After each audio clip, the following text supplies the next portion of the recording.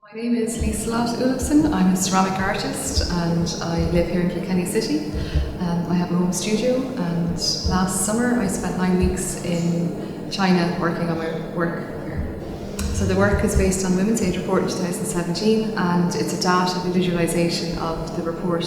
Each cup here represents one woman who's been murdered in Ireland since the reports were kept in 1996. So it's 23 years that they've kept statistics, and when I read the report it was quite shocking, so I wanted to represent it in a way. And I spent 9 weeks in China last year, and that experience influenced the work. As you can see, some of the cups have carved statistics in them. So one of them is 1 in 2, and that means 1 in 2 women knew their killers, so either an intimate partner or a former intimate partner. And so 49% of the cases are women under 35. So 26% of women experience violence from a person that they knew.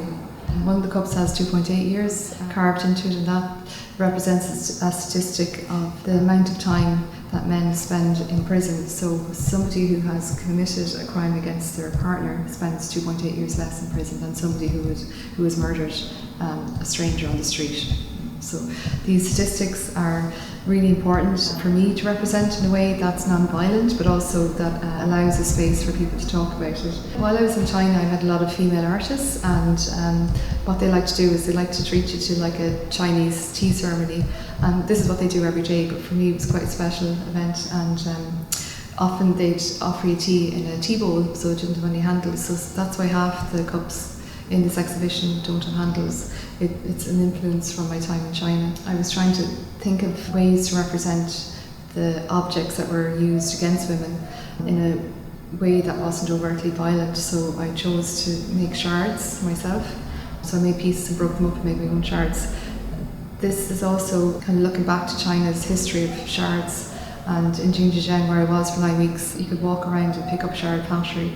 I didn't want to include those pieces, but I wanted to include an element of that tradition. I was working with a flower maker, and I wanted to represent some of the statistics using the flowers. So I chose chrysanthemums because they represent death and remembrance.